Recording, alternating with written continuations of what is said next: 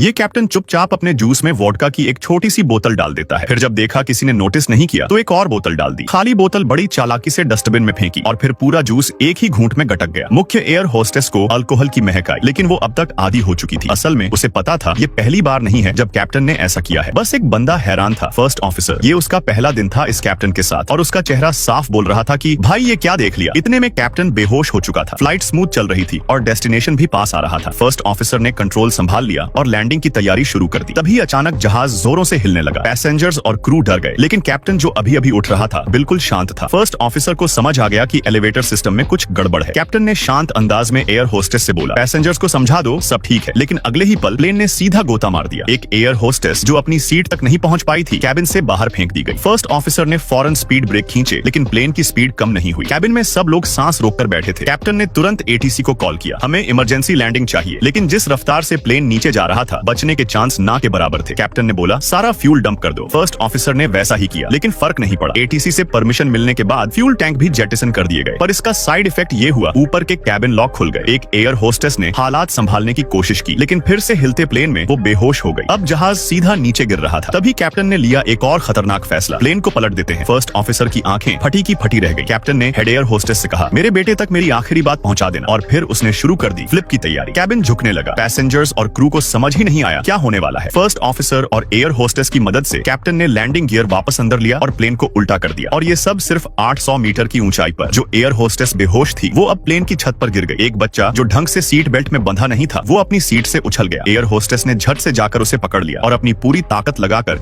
उसे वापस सीट पर बैठाया। फ्लिप के बाद प्लेन कुछ देर के लिए नीचे गिरना बंद हो गया, लेकिन अब फ्यूल डंप की वजह से इंजन बंद होने लगे थे। प्लेन में पावर नहीं था और वो रनवे तक पहुंचने की हालत में नहीं था। इंजन में आग भी लग चुकी थी। अब और कुछ बिगड़ने से पहले कैप्टन ने डिसाइड किया, जहां भी जगह मिले वहीं क्रैश लैंड करना पड़ेगा। लेकिन सबसे पहले प्लेन को सीधा करना जरूरी था। जो एयर होस्टेस बच्चे को बचा रही थी वो सीट तक वापस नहीं पहुंच पाई और दोबारा बेहोश हो गई। कैबिन पूरी तरह अफरा तफरी में था। किसी तरह प्लेन वापस सीधी पोजीशन में आ गया, लेकिन अब दोनों इंजन पूरी तरह फेल हो चुके थे और प्लेन सिर्फ ग्लाइड कर रहा था। अचानक सामने एक खुला मैदान दिखा जिसमें एक चर्च भी था। कैप्टन ने जितना हो सका प्लेन को मोड़ने की कोशिश की, लेकिन एक विंग सीधा चर्च से टकरा गया। अब केबिन में हर शख्स बस नीचे जमीन की तरफ देख रहा था और सबको अपना अंजाम सामने नजर आ रहा था।